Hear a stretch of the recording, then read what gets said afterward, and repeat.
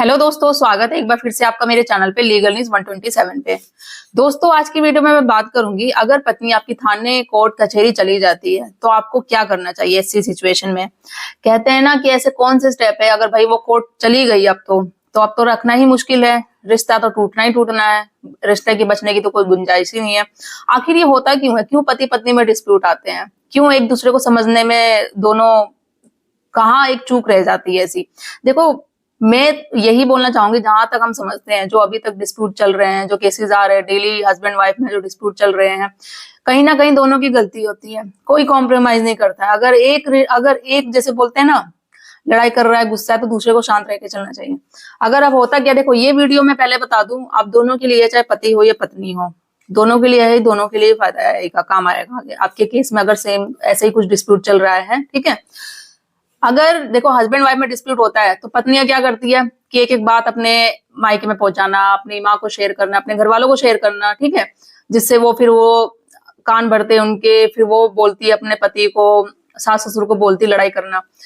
अगर वो एक एक बात अपने ससुराल में ना बताए, चीजें ना बताया, अगर मम्मी उसकी बोलती भी है, फादर उसके बोलते भी है, कोई भी उसकी कान भरता है, तो वो ये बोलते ठीक है कोई बात नहीं, ये मेरा घर है, मेरा ससुराल है, आपको बोलने की जरूरत नहीं है, मैं देख लूंगी, आपको इंटरफेयर करने की जरूरत नहीं है। बट आज की डेट में क्या होता है, हर लड़की छोटी छोटी बात अपने मायके में शेयर करती है।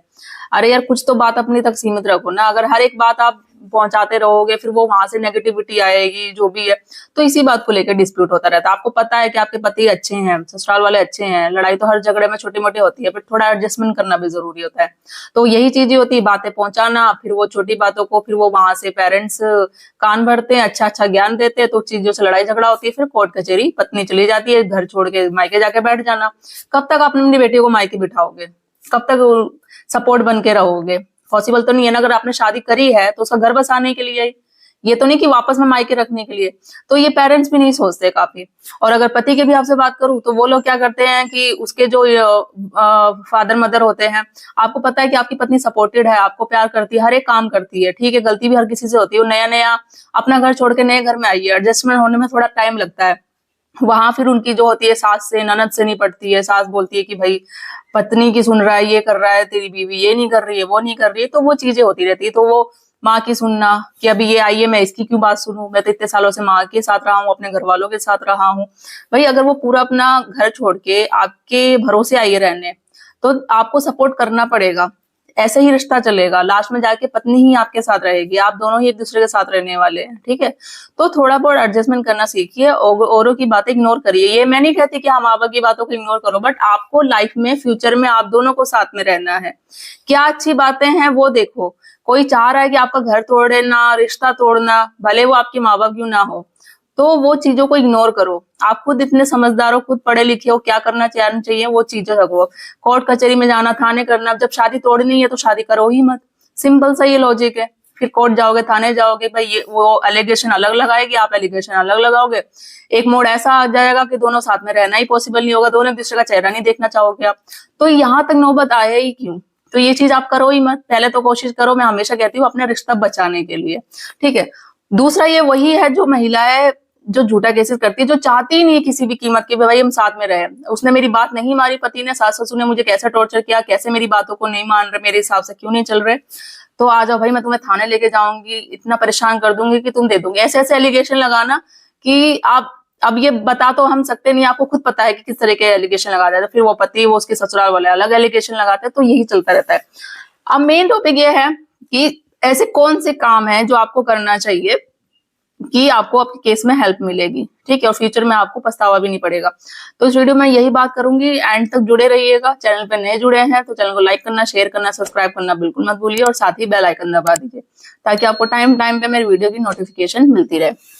तो देखो, फर्स्ट काम है, जब भी आपकी पत्नी आप पे केस कर रही है झूठा, थाने कोर्ट कचहरी चली गई है, ठीक है, तो पहले तो आप ट्राई करो, फर्स्ट जो काम है आपका, कि आप कोशिश करो बहुत, मतलब कि हद तक आप उसको समझाओ, एंड तक समझाओ कि भाई जो तुम काम कर रही हो, कोर्ट कचहरी जाना, अपने माँ बाप की बातों में आ रही हो, घर को तोड़ रही हो, मेरी बात नहीं मान रही थी, कोई बड़ी बात थी नहीं, होगा नहीं, कुछ नहीं। लास्ट में जाकर तुम बोलोगी ना कि हाँ फैसला कर लो, ये कर लो, तो शायद बहुत देर हो चुकी होगी। मैं नहीं रखूंगा उसको। सारी जैसे सोशल नेटवर्क पे साइड है आजकल, सभी वीडियो बनाते हैं, सब चीजें देखते हैं या कैसे चलते हैं। कोर्ट कचहरी में भी जैसे आप जाते हो तो देखो कि आप अगर आपके कोई नॉन में कि देखो उनका डिवोर्स हो गया, वो पत्नी चाहती थी बट वो पति रख नहीं रहा, एंड रिश्ते पे उन दोनों का रिश्ता टूट गया। अब दोनों, वो पछता रही है, रखना रहना चाहती है, वो नहीं रह रही, तो ऐसे ही हम दोनों का भी रिश्ता होगा, तो कोई फायदा नहीं होगा। आप बहुत कोशिश करो, जब तक ये समझ सकती है समझाओ इस तरीके से। नहीं होता है भाई, आपने बहुत कोशिश कर ली, मान ही नहीं रही है।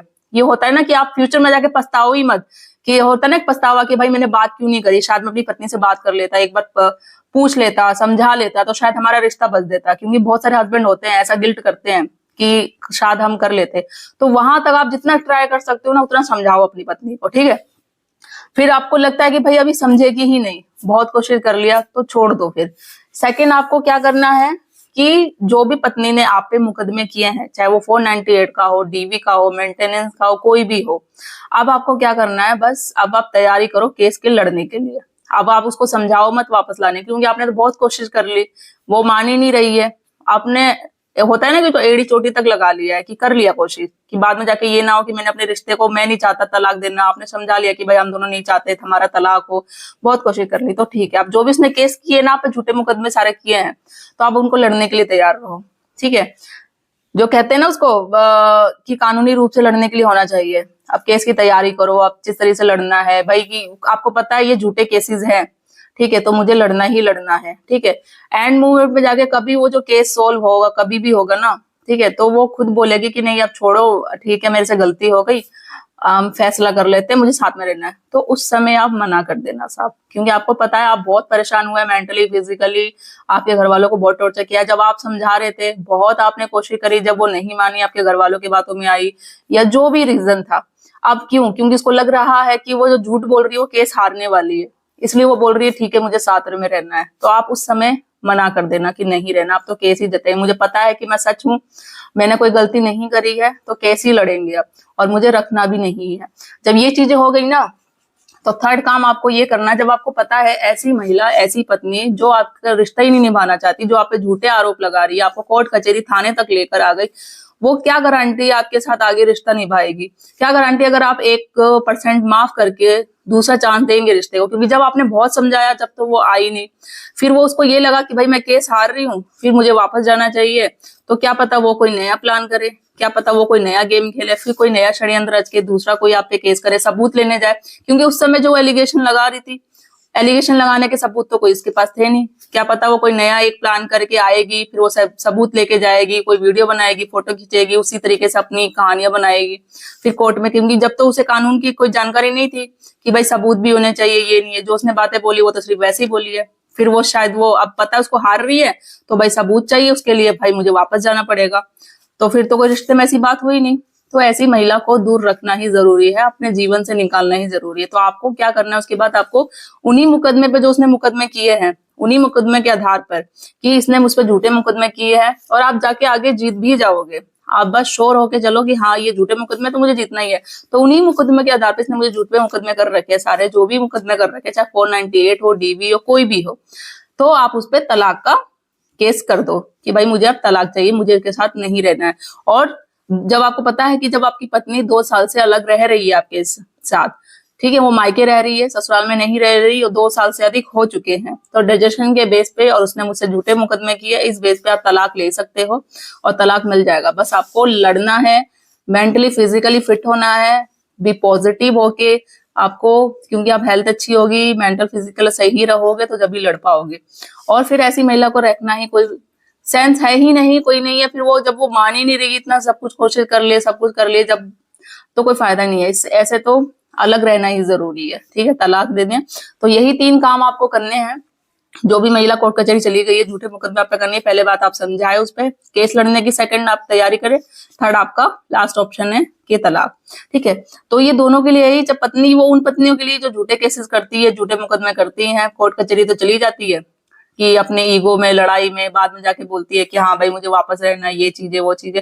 तो अब ऐसा मौका करो ही मत, ऐसा काम करो ही मत। क्यों कर रहे हो आप? लास्ट में जाके आप पछताओगे बहुत, क्योंकि बहुत केसेस होते हैं जब तो वो लड़ लेती है कि भाई मेरे फैमिली सपोर्ट है, मायके वाले मेरे सपोर्ट में, लड़ेगी, झूठे एलिगेशन लगाएगी, लास्ट में जाके तो वो माँ बाप भी कब तक है, भाई है, आपकी भाभी है, वो तो आपको लाइफ टाइम आपके साथ नहीं रखेंगी, लास्ट में काम आपके सास ससुर पति ही आएगा। फिर वो पछतावा होता है, काश मैं नहीं लड़ती, काश मैं इतने झूठे आरोप नहीं लगाती, अपने माँ बाप के कहने पे नहीं आती, आज आज हमारा रिश्ता बचा रहता। तो वो चीजें काश काश हो जाती है। और जब आप चाहोगे ना कि भाई मैं वापस जाऊँ, तो बहुत देर हो चुकी होती है, फिर तो अकेले ही रहना वही चीजें। तो ऐसा काम करो ही मत। हो सकता है जहां तक छोटी मोटी बातें होती है, डिस्प्यूट होता है, तो बचाने की कोशिश करो, रिश्ते को बचाने की कोशिश करो। जब भी आप कोर्ट में भी जाते हो ना, तो आप जब बोलोगे ना कि मुझे तलाक चाहिए, ये है आरोप, तो कोर्ट भी तुरंत तलाक नहीं देता, समझता है, टाइम देता है, काउंसलिंग कराता है, मीडिएशन कराता है कि ये रिश्ता बच सकता है तो बचाओ, काउंसलिंग करवाओ, देखो रह सकते हैं। तो जब पता है कि भाई रहना ही नहीं चाहते, वही होता है ना, चाहे वो पति हो या पत्नी, दोनों की तरफ से कभी कोई चाहता है, कोई नहीं चाहता है, तो वो फिर कोर्ट कचहरी की ताने चक्कर लगाते रहे। तो ये काम करो। आई होप आपको इस केस में, आपका जो भी केसेस है, आपको राहत मिलेगा। और डेफिनेटली यही काम करो, क्योंकि आपका केस सेम मिलता जुलता है। ऐसी जब से होती है कि वाइफ दूसरा केसेस कर रही है, थाने कोर्ट कचहरी चली गई, तो बहुत सारे पति होते हैं कंफ्यूज कि मुझे क्या करना चाहिए। तो ये 3 काम आप करो, देखना आपके केस में हेल्प मिलेगी। तो मेरी वीडियो को ज्यादा से ज्यादा लोगों तक शेयर करिए, और चैनल को सब्सक्राइब करिए, लाइक, और कुछ कहना चाहते हैं कमेंट करिए।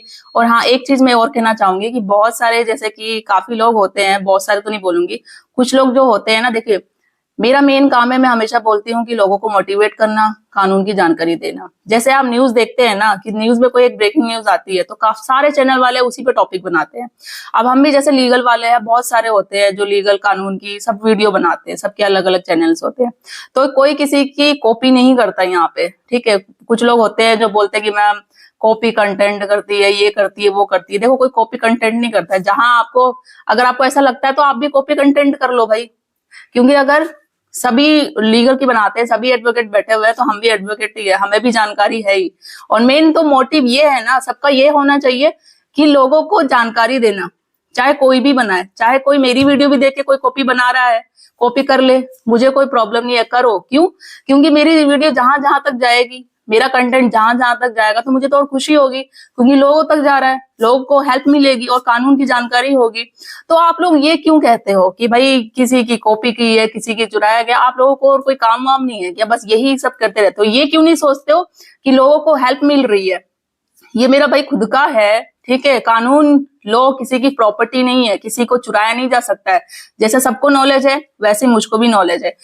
ये है कि लोगों तक नॉलेज पहुंचाना किस तरीके से। कोई, मैं तो ये भी कहूंगी, मेरी कोई कॉपी भी कर लो मेरी वीडियो, मुझे कोई फर्क नहीं पड़ता। अब यह है कि फायदा ही होगा लोगों तक, क्योंकि ज्यादा लोगों तक पहुंचेगा, उनको तभी फायदा होगा। तो प्लीज आप ऐसे कमेंट करना बंद करिए, ठीक है। और किसी में मेरी वीडियो और लोगों तक पहुंचाएंगे, तो शायद उनको तक काम आएगा, ठीक है। तो ये फालतू की बकवास करना आप बंद करिए, ठीक है। इससे कोई फायदा नहीं होगा। फायदा वहां होगा जब आप काम की बातें करेंगे, ठीक है। तो इससे कोई लॉजिक नहीं है। जहां है, मेन ये है कि लॉ और कानून किसी की प्रॉपर्टी नहीं है, कोई भी इस पे बोल सकता है, कोई भी इस पे। हम सारे एडवोकेट क्यों वीडियो बनाते हैं? कि लोगों को हेल्प मिल सके, क्योंकि लोग कोर्ट कचहरी जाते हैं, थाने जाते हैं, उनको पता नहीं रहता। कोई भाई एडवोकेट अच्छे मिल गए तो उनकी हेल्प कर देते हैं। अब जब उन्हें नॉलेज ही नहीं होगी, सिंपल अगर मैं बात करूं कि अगर कोई भी एक आम पर्सन, आम आदमी जाता है कोर्ट में, चाहे वो महिला हो आदमी हो, तो क्या है कोर्ट, कितनी फीस लगती है, क्या कानून के अधिकार है महिला के या पति के। तो जब तक नॉलेज होगी नहीं, अधिकार हमें पता नहीं रहेंगे, क्या करना चाहिए, क्या स्टेप है, कैसे केस की लड़ाई तैयारी करनी चाहिए। तो इसीलिए तो सोशल मीडिया बनाया गया है कि आप अपनी सोशल मीडिया पे कोई भी क्वेरी हो, कोई भी क्वेश्चन हो, आप जाके देखो, आपको पता चल जाए। तो हम इसलिए वीडियो बनाते हैं कि लोगों की हेल्प मिल सके, ठीक है। तो कोई भी बना सके, तो किसी के यहाँ पे प्रॉपर्टी नहीं है, कोई कुछ भी बना सकता है, ठीक है करके। मेन ये है, मोटिव होना चाहिए कि हमें लोगों की हेल्प करनी चाहिए, लोगों को कानून की जानकारी देना चाहिए। क्योंकि जो हम यहाँ पे फ्री में एडवाइस देते हैं ना, आप कहीं भी अगर हमसे कॉल भी अपॉइंटमेंट बुक करेंगे, मैं अपनी ही बात बता रही हूँ, कोई भी बता रही हूँ, कहीं भी आप जाओगे फेस टू फेस भी, तो वो चार्ज लेंगे, ठीक है। तो यहाँ पे आपको फ्री में नॉलेज मिल रही है, तो नॉलेज लेने लीजिए, लोगों तक पहुंचाने दीजिए, लोगों तक पहुंचाओ ना, ठीक है। तो मेन मोटिव आप ये रखिए, लोगों तक शेयर करिए नॉलेज, ठीक है, ताकि उन्हें हेल्प मिल सके अपने केस में। तो जल्दी मिलती हूँ मैं एक ऐसे ही इन्फॉर्मेटिव वीडियो के साथ, तब तक के लिए थैंक यू।